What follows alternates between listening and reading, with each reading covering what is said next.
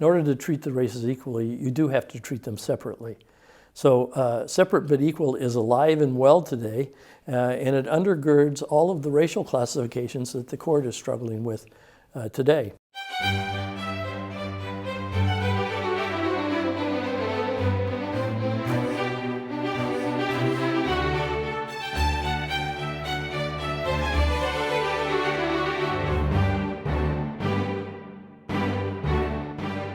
Welcome to the American Mind. Edward J. Erler is a senior fellow of the Claremont Institute and a long-serving professor of political science at California State University, San Bernardino. He's taught courses on political philosophy, constitutional law, and in a long and varied career, Ed, you've written about many different aspects of American politics, including a lot about American constitutional law, citizenship, immigration, and some of the subjects we're going to cover today.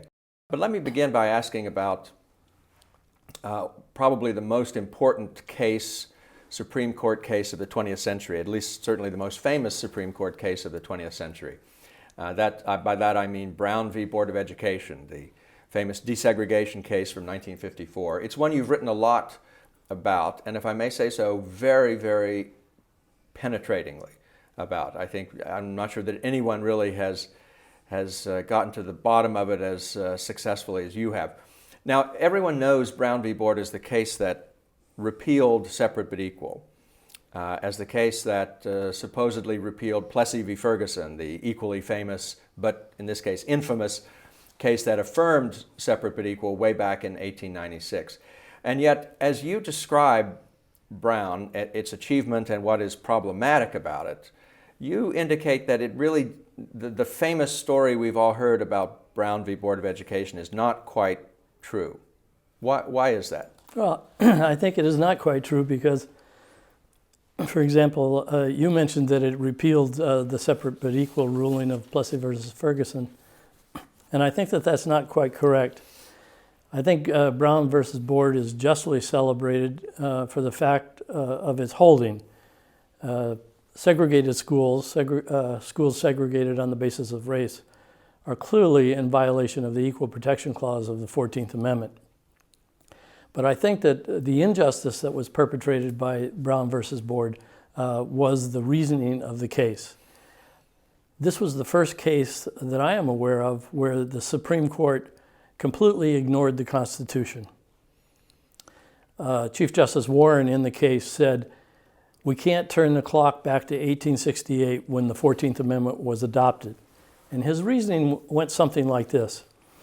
There were many enthusiastic supporters of the 14th Amendment, and they undoubtedly meant the amendment to abolish all racial distinctions and all class distinctions among American citizens.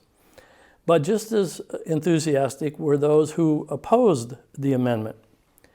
Those who were in the middle, he said, we can't know what their opinions were. I've always wondered in this calculus why the opponents of the amendment were brought in to the calculus. After all, they lost. And the enthusiastic supporters of the amendment won.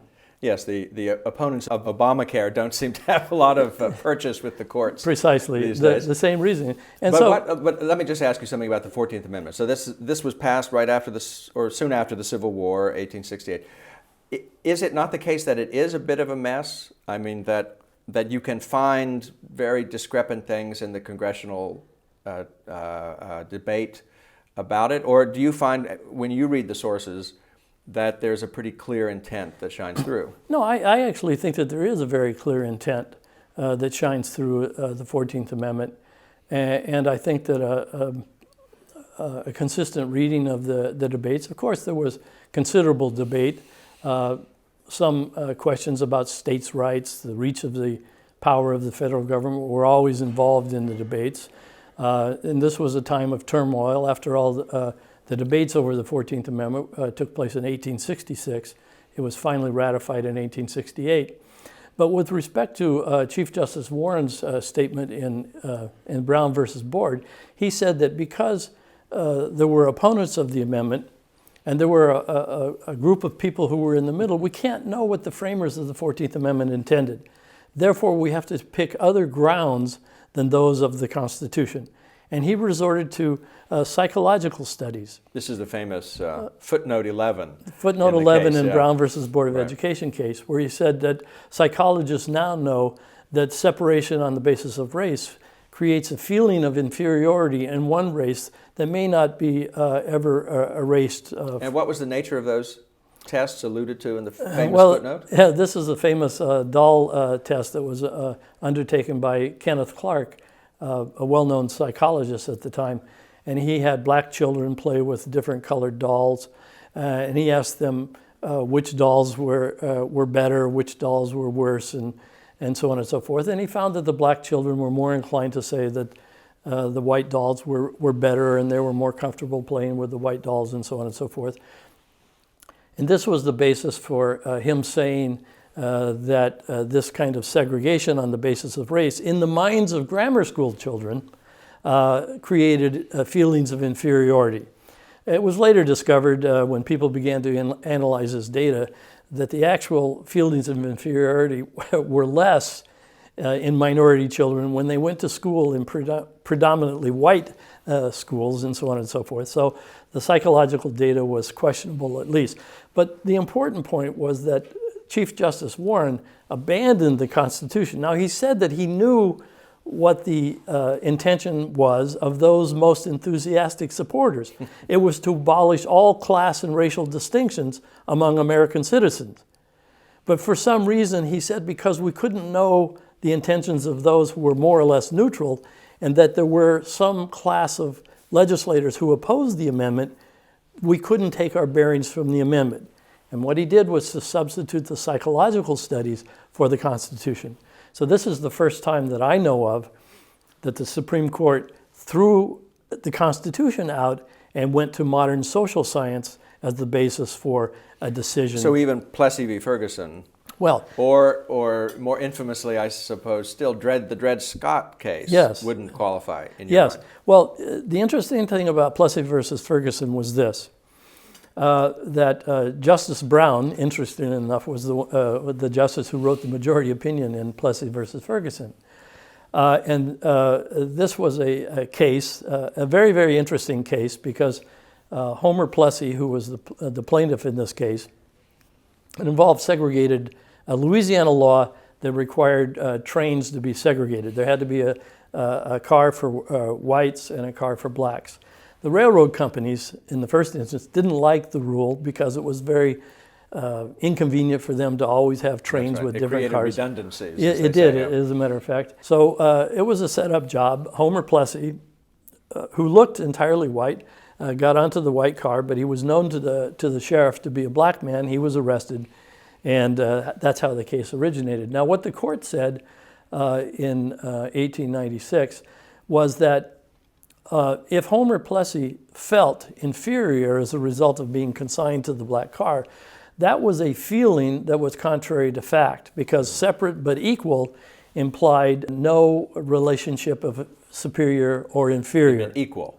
That's right, they were equal, and if he felt inferior as a result of the separation, the mere separation of the races, the court said, that was a feeling that was contrary to fact and didn't rise to a level of discrimination that could be comprehended by the Equal Protection Clause.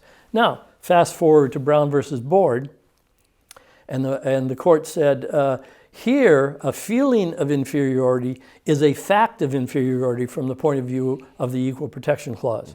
So that we have feelings of inferiority that now are comprehended by the court's decision.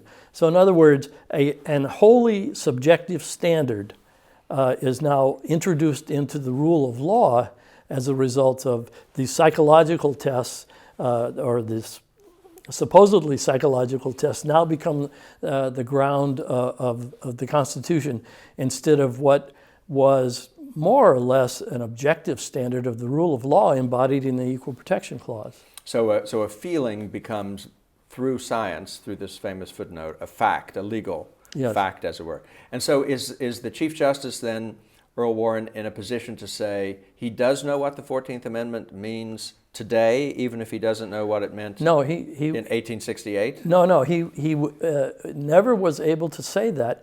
One of the things I've often thought was odd about the case, it seemed to me that a simple matter of justice would have said that Chief Justice Warren should have cited Justice Harlan's dissent in Plessy versus Ferguson. This is probably the most famous, or one of the most famous constitutional dissents in the history of the court. I think so, yeah. Justice Harlan, in a lonely dissent, said our Constitution is colorblind and cannot inquire into the race of the person who comes before the bar of justice. You would have thought that Chief Justice Warren would have pointed to that dissent.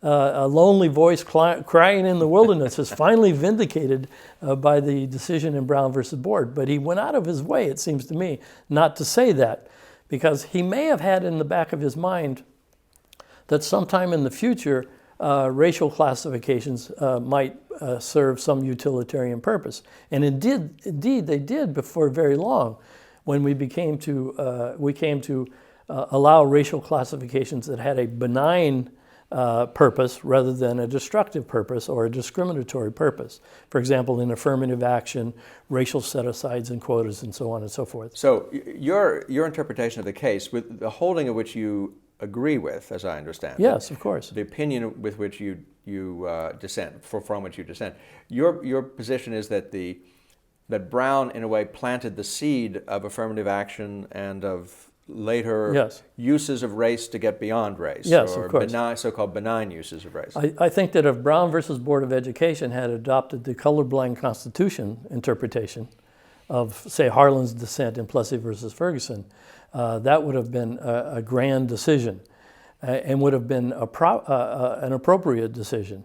It would have been in I think, conformity with the intentions of the framers of the 14th Amendment. But the court did not accept that interpretation. At the time, though the term colorblind was certainly not used, and as you say, was in a way conspicuously avoided, the interpretation of the case was that this had struck down the use of race. Yes, most of at least in public education, if not beyond that. Yes, most of the commentary at the time said, finally, the court has struck down Plessy versus Ferguson and declared the Constitution colorblind. But it did no such thing, because the holding in the Brown case was, in the context of grammar school education, separate but equal can have no place, because it creates in the minds of grammar school children a sense of inferiority that is unlikely ever to be undone. Mm-hmm. So there is that. So there was no grand pronouncement that racial classifications are outlawed by the Constitution or forbidden by the Equal Protection Clause.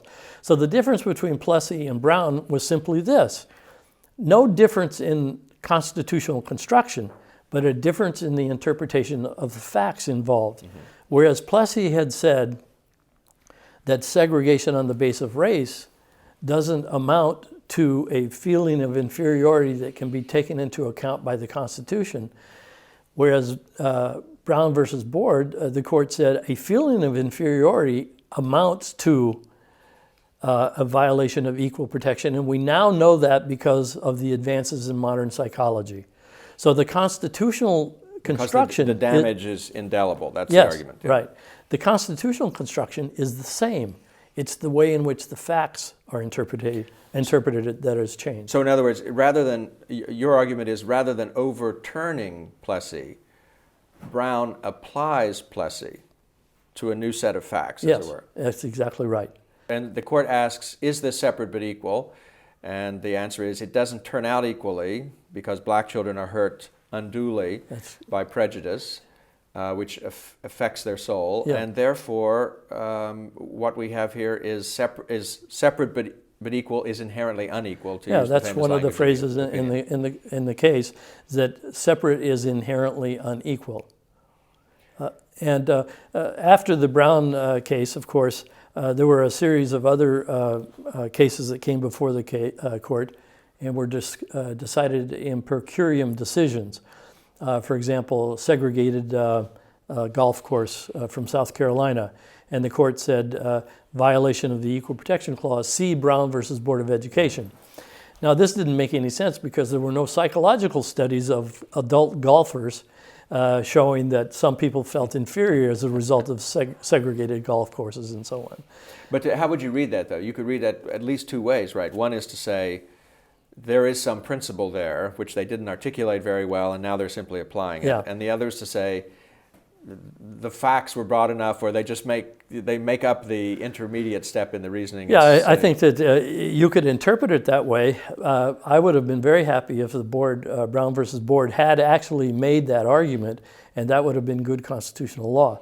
And it wasn't many years later where in the Bakke case, one of the separate opinions said,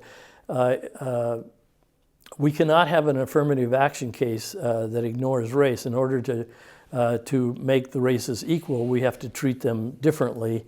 And I think Justice Blackmun, who was the author of that opinion, could have said we have to treat them separately without changing his meaning in the slightest. So separate but equal has made a comeback in our constitutional law.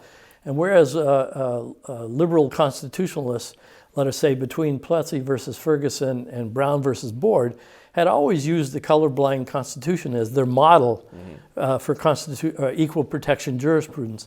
Now, today, openly say that the colorblind Constitution was a myth. We should never have allowed that to come into existence. Or the idea that colorblind Constitution was an appropriate paradigm for equal protection. We should have never have accepted that because in the opinion of one prominent Harvard law professor, this ignores the need for racial solidarity. And I think affirmative action programs and other kinds of racial set-asides and things of that nature do really require something like a separate but equal to make them successful. In other words, in order to treat the races equally in sort of the racial results criterion that is used for affirmative action, in order to treat the races equally, you do have to treat them separately. So separate but equal is alive and well today, and it undergirds all of the racial classifications that the court is struggling with today. And thus, to some extent, it undergirds the civil rights of every American. Absolutely correct.